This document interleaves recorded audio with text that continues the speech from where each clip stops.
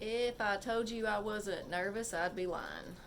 So, I have this saying that if you're nervous, you have to change that up and tell yourself you're excited because you are.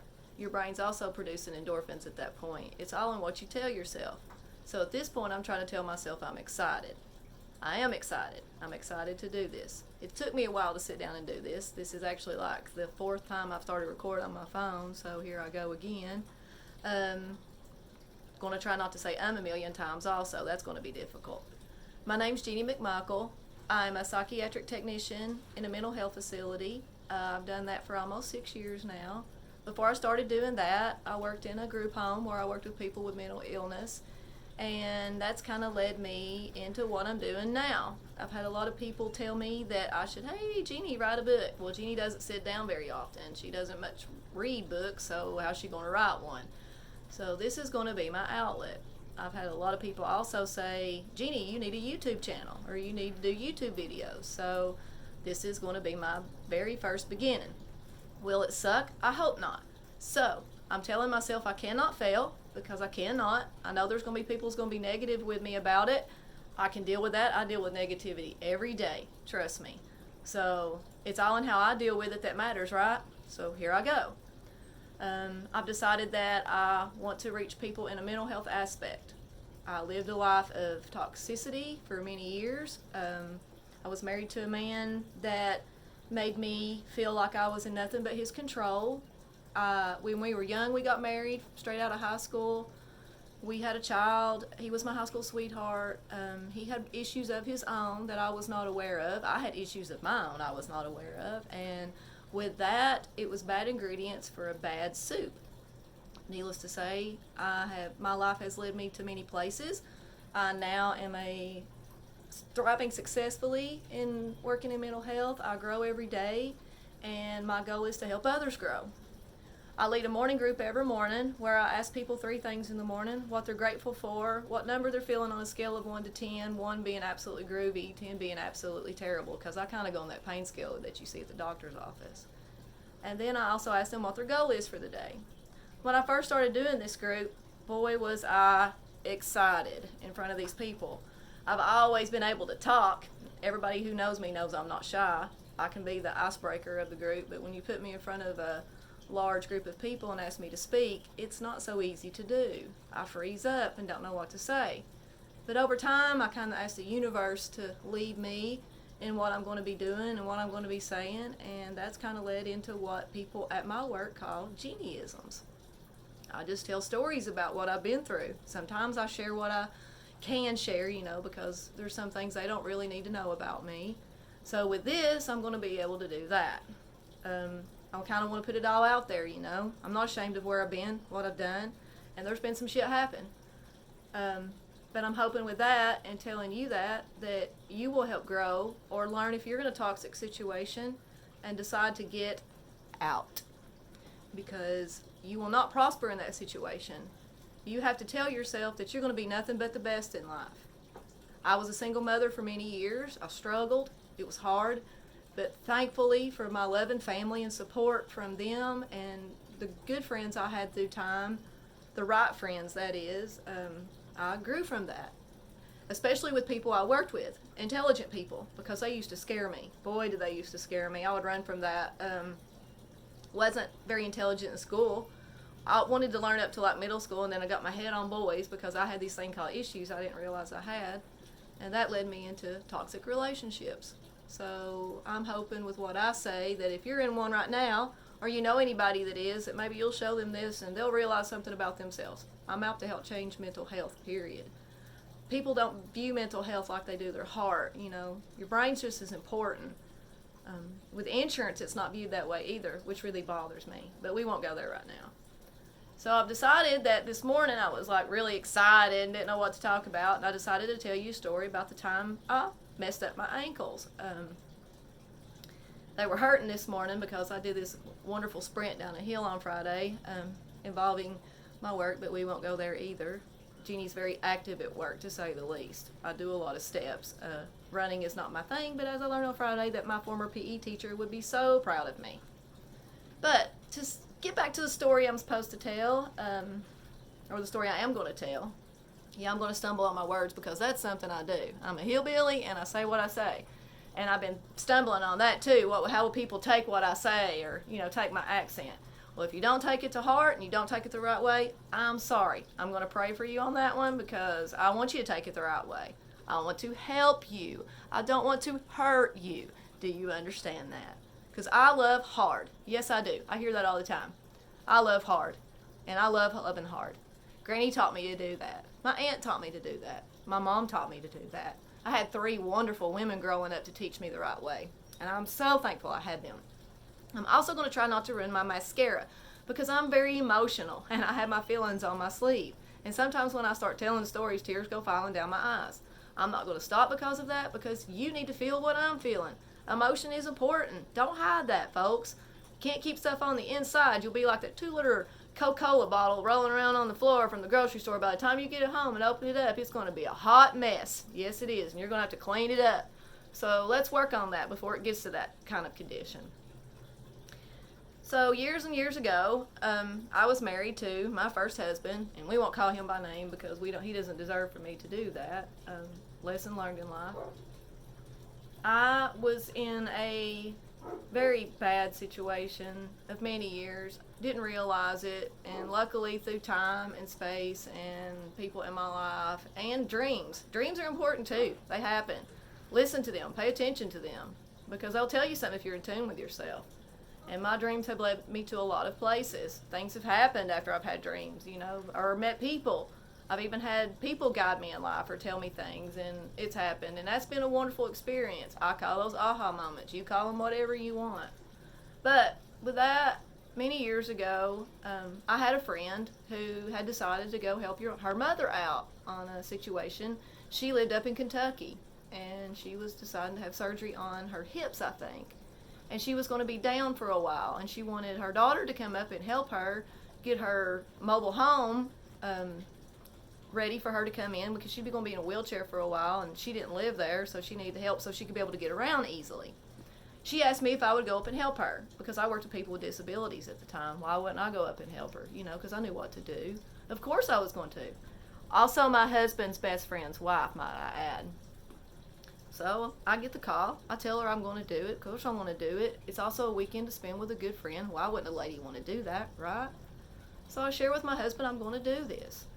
He freaks out. He immediately says, "No, you're not. You're not going."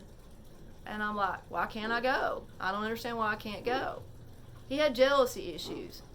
Big time jealousy issues. And although it was his best friend, he didn't feel it was right for me to go. I didn't understand that. I told him I was going anyway. He decided he was going to take me and drop me off with my own car that I paid for. But I had to accept that because he had control of the issue. And I had to let him do that. Back then, he done that thing called gaslighting. I didn't know what it was back then because we didn't have that term back then. This is like, we got married in 1992. I graduated high school in 1991. Also became a mother that year. Started senior year, realized I was pregnant with his kid. So wonderful, wonderful thing, might I add. Changed my life. She's been nothing but the positive in everything. She's also helped motivate me to do this. Don't know how I got so blessed, but I did. So, back to my story. We get to the point where he decides he's going to drop me off. So I pack up my things. We load up in the car. All the way there, it's torment. I knew it was going to be, but I couldn't wait to get there. We get there. He sets me out. He tells me he won't be there when I get back. I say that's okay, because at that point, I'm tired of it. I'm really tired of it. You're going to ask, was my child at home? No. She spent the night with her girlfriends quite a bit because, she was a single, only child in the family, and I didn't like her being around us all the time. So when she asked to go stay with her girlfriends, I would let her do it. That was joy for her. I want her to feel all she could from that. So at that point, I don't even remember how old she was at this point, but just know she wasn't there. He drops me off. My girlfriend is at the door. I walk up to her and explain that, of course, we've had an argument. Why she doesn't understand why he's acting that way because, her husband's his best friend. Why is it not okay for me to go with her? Well, because people don't understand what goes on behind closed doors. They'll see what happens outside of it, and if people are friends, they're friends. If they're not, they're not. Anyway, he hid a lot of stuff. We take off to Harlan. Oh, before we get there, to leave out, we stopped at the liquor store. Not a good decision, but that was a coping skill for me at that point. And she also had issues, might I add. Major issues. Her father had committed suicide when she was younger. I think she had actually seen it. But I didn't realize that either. She was a piping redhead, full of energy, might I add. And I've always been attracted to people like that. High energy is good for me. And she'd always been a good friend to me at that point in life. Things changed later. But we take off to Kentucky. Harlan, Kentucky, might I add. It's quite about an hour and a half, 2-hour drive. We kill that bottle of Crown Royal. It's a very large bottle of Crown Royal. It's not the small one. There's about that much left when we get there. We get out. We get to her mom's. We have a little bite to eat. We end up meeting her brother down at the local bar, who she hadn't seen in a while, might I add. We sit down. We drink more. Song comes on the radio. Jeannie wants to get up and dance. Yes, I do dance. I like to do it. Jeannie goes to hit the dance floor. Jeannie misses a step that goes down into the dance floor, might I add. Jeannie falls flat on her backside. Jeannie also broke her foot at that point. Didn't realize she had because she's quite inebriated. She gets up. She dances. She has her fun because she's feeling no pain at that point. Then she starts feeling the pain. So they decide that they're going to go home. We get in the car. We go home. I pass out on the couch. I'm feeling quite groovy, might I add. Lay down. I don't know exactly how much time went by. Woke up. My foot's throbbing. I hadn't even taken my shoes off for the evening. And I'm on the couch. My friend had went to bed. I wake up. I turn the lamp on. I attempt to take my shoe off. My foot's swollen, so it's not easy. By the time I get it off, the black sock, I have to take it off. It's cold weather season, so yeah, I had the black long socks on. I take that sock off and, ooh, did my eyes appear, but my foot is black and blue also. What I think is shock hit my body because I had this overwhelming feeling of, oh my God, what the hell has just happened? Because my foot doesn't look what it used to look like. At that point, I stand up to run to the restroom because I'm about to puke all over my friend's beautiful mother's living room. And I'm attempting to run to the bathroom. At that point, I fall. I must have fell because I woke up on my back. Yeah, woke up on my back. I don't know if I blacked out. Don't know if I passed out. Can't really tell you because I had all that Crown Royal and beer on top of that. Did I leave that one out?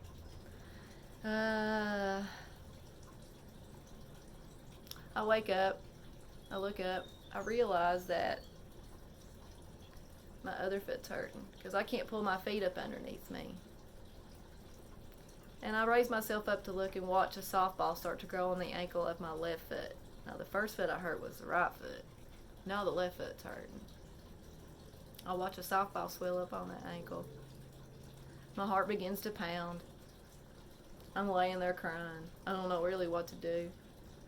And in my upbringing, you pray. So I began to ask the Lord what he thought had just happened to me. You know, why me? No, I didn't do that. I was like, why me? Why me? Why me? My heart begins to pound. And then this voice inside my head says, you know. And I did know. Because I was living a life of misery. Complete misery. Things were going on that I couldn't explain. But I wasn't doing things the right way. Long story short, I holler for my friend. Yeah, my friend. She wakes up. She's not happy with me. She's angry. She begins to yell at me. Because, yeah, she's still drunk. And she is, like, staring at me. Instead of her being, like, you know, a friend and trying to help me, she starts screaming at me. She's so upset. And I don't understand why she's upset. I just want her to help me. She calls me stupid a few times. That didn't make me feel any better. We end up getting me to the car. I couldn't walk. I couldn't crawl. I couldn't pull my legs underneath me. Her brother had ended up helping carry me to the car. I scooted as far as I could to the door. Scooted on my butt down the steps. He picked me up and helped me get to the car. We get to the hospital. I'm the laughing stock, I know, of the emergency room. But you know what? I dealt with it. I didn't care. Honestly didn't care. I was in a lot of pain. But I will tell you, Then I figured it out after like the third or fourth nurse or doctor comes in and is like, so what happened? And I'm like, I'm blind, so you can just imagine I'm the talk of the hospital apparently, because it just kept happening. They kept funneling in. So I tell my story. I know it's probably a hard one to believe, but that's exactly what happened. Then I have to go home to the husband. Not gonna be fun. I don't even want to go. I just soon throw myself off a cliff at that point. Was I suicidal? No, never been that way. Have I felt like doing stuff because he drove me up a wall? Better believe it. Especially with anger and depression. That shit'll get you. Yeah, I end up going home. Guess what happens? He picks me up from my friend's house. Proceeds to tell me how I deserved it. How I deserved it, I don't know. He'd been a lying, cheating dog for most of our relationship. Told me lots of things in life. He was hunting, working on a car, doing all kinds of stuff. And you know what the funny thing about all that was? He was always accusing me of being that one person. Controlled everything. Where I went, what I done, who I was with, cut me off from my family. See, folks, that's called a toxic relationship. But I learned to get out of that. I was afraid. I was scared, petrified. Freaking petrified. But I done it in time. And we're going to share how I did that later. Long story is, that was a lesson in my life. Didn't realize that back then. It was 6 weeks of hell being laid up in a bed with 2 broke feet. I could get myself to the bathroom and back, but what I was dealing with at home, him, was awful. Thank God for my family. Thank God for my granny, who cooked for me every day. Thank God for my aunt, who did my laundry every day. Paid my bills also. I was laid off from work at the time. And my daughter. I don't know what I'd done without her. She's mothered me a lot. Said I'd never let that happen, because I did that a lot. But it did.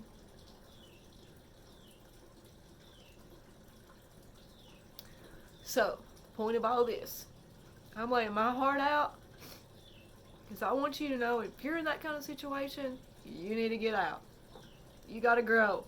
You ain't gonna grow in that shit. You're gonna need a little fertilizer along the way. Yeah, but not that kind. Okay? So let's talk about that later. I love you. I love hard. My name's Jeannie. I don't claim to be a professional. I'm not. I just have some wisdom, and I want to share it with you, because I have life lived, learned the hard way. Granny said I would. You don't learn the hard way, you don't learn it all. So let's do this thing. You with me?